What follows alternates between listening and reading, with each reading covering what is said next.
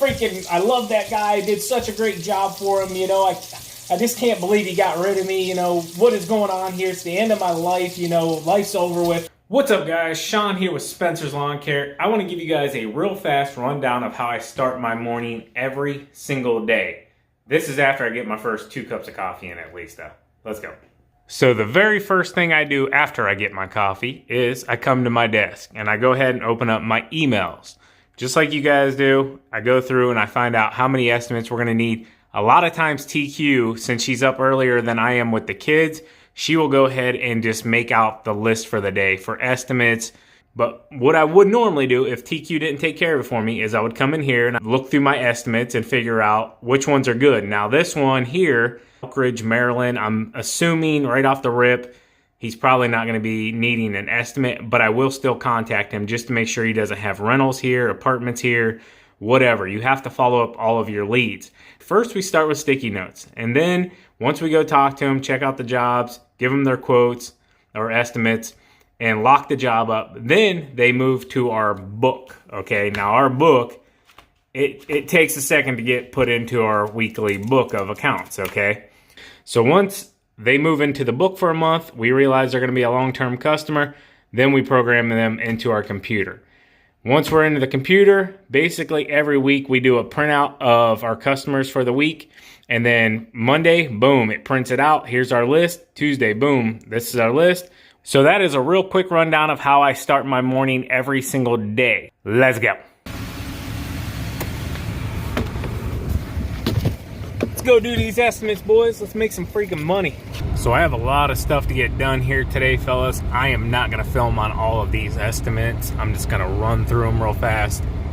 Always have your business cards ready, fellas.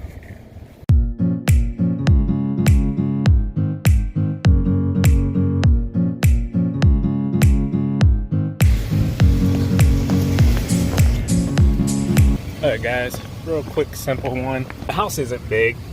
The yard's pretty good size. You always want to ask the customer for obstructions in the yard or if there's anything in the yard that could cause damage to your mower or to anything around it. So you'll see here in a second, I'll show a piece of piping she has coming out of the ground. It's for her sub pump. We don't want to run the mower over that. That's PVC pipe. It can easily bust, and guess what? We'll be out here fixing it or paying to have it fixed. So sometimes there'll be metal rods, people pounding the ground to mark like their property lines. Other things to look for, wet spots in the yard, divots in the yard. Does the yard go flat and then drop down real hard and then come back up?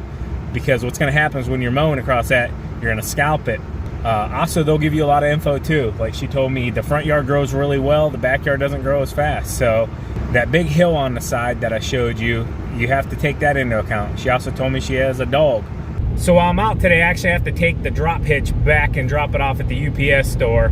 They brought it to me with the wrong ball size. It was supposed to come with 2 different ball sizes. Well, they only sent me 1 ball size, so I gotta send it back. Hopefully it comes in time where I can go pick the new mower up. All right, fellas, so I'm just running through them now. This is another one here we just did an estimate for. The biggest thing with this one is the ditch in the front. So I stopped down here at our softball fields real quick. That used to be our field 2 years ago, I believe it was. Yeah. This year we're gonna be on this one though. As you guys can see, I'll throw a clip up here, an Instagram clip from yesterday. I didn't get to record just because we were so busy and it's windy as crap out here and freezing. But we turned all the fields yesterday with the Kubota. There's another one down there. But yeah, they look 1,000 times better. We gotta get trash cans emptied out for sure. Kubota's tilling up the fields, boys. Kind of got a little field day going on here. Getting ready for the softball season for the girls. These things are amazing.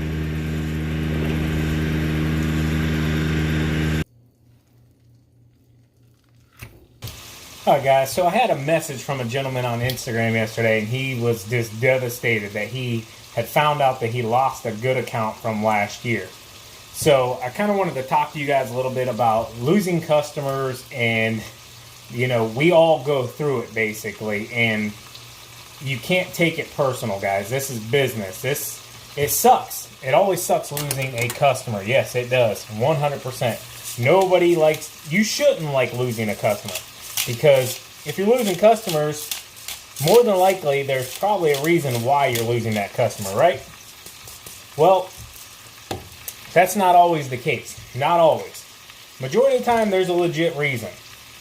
But if there's not a legit reason, you've been doing a great job for this customer. There's never been a complaint. And, they haven't said anything or brought anything to your attention. Sometimes people just like to change and see what's out there. Now, with that being said, if you're wondering what I'm putting on here, a little bit of garlic powder, pepper, and salt. That's it. But guys, you cannot take losing a customer personal. This is just simply business.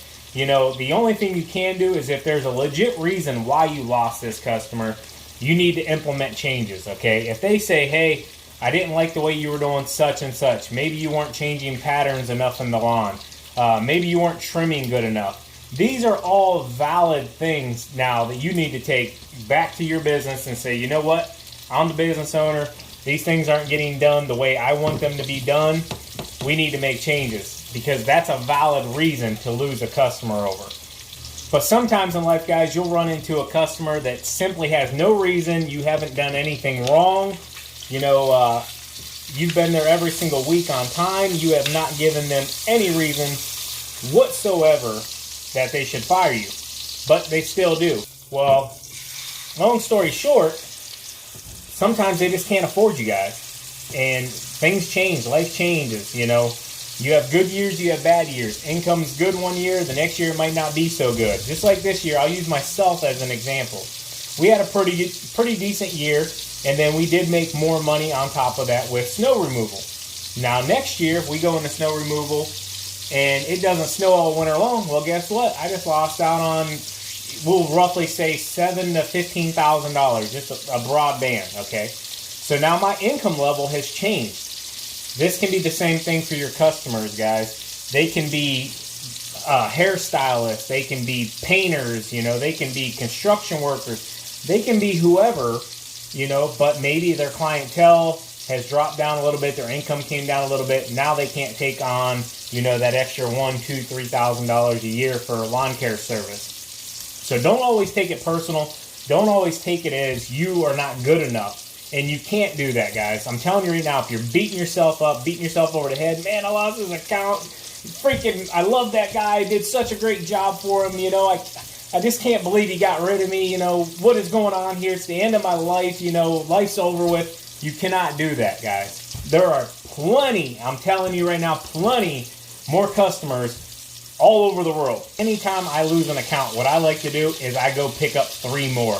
There's nothing like making yourself feel better after losing an account than picking up more. So I'm going to finish off this video with a quick tip for some of you newer guys coming into your first season, or maybe you just haven't been doing this very long and you're trying to figure out, how can I get customers? I have no customers. I don't have a lot of money. Well, listen, you have to spend a little bit to get a little return, okay? If you can afford $100, I'll drop a link down here to a company that I work with, uzmarketing.com. If you order 100 signs, guys, for $100, basically 99 bucks, this is what you do. Go onto your Facebook, go onto your Instagram, and ask all of your friends, all of your family members, hey, I'm starting this business up. Do you mind if I put a sign in your front yard? And I'm telling you right now, your grandma, your friend, does that not look good or what? Your friends from school, their parents, anybody that wants to see you do good in life, guys, they're going to say, yes, Sean, please bring a sign over, stick it in my front yard in the neighborhood, yada, yada, yada. Your grandma, come put it over here. Sure, you can put a sign up here. Then guess what? If it's in a neighborhood, all of those people around there are going to be driving by. Even if you have to offer one free service or a couple free services. If you know it's a good neighborhood and you want to mow in that neighborhood, hey, can I put a sign up in your yard? I'll mow your grass 2 times this summer for you for free. At any point, you call me, I'll come mow your grass. You're going on vacation this year? Let me take that week. I'll take care of your grass while you're gone. Absolutely free. All I want to do is stick a sign in your mulch bed that says Spencer's Lawn Care was here. Make sure you're utilizing your Facebook. It is absolutely free to put a message out there. Hey, I'm doing lawn care. Give me a call. Don't overwhelm yourself, though, when the calls start coming in. And do not sell yourself short whenever it comes to prices, okay? Just because you're new doesn't mean you have to be the cheapest guy on the block, okay? So as soon as you can absolutely afford it, I'm telling you 100% the first thing you need to do is get yourself liability insurance, because I'm telling you guys, small things happen that can cost you a ton of money. And if you're not covering your butt, you can be up over your head real quick and a lot of debt and being sued. So guys, I hope you enjoyed this video. I did not have a lot of time today. I am swamped. That's why I'm making a video, obviously, while I'm cooking my lunch. I can eat about half of this steak. It's probably roughly 10 ounces, 12 maybe. So I can normally eat 4 to 6 ounces before I get full. But I hope you guys enjoyed the video. As always, keep mowing, keep growing, keep making money, boys. I'll talk to you later. Peace.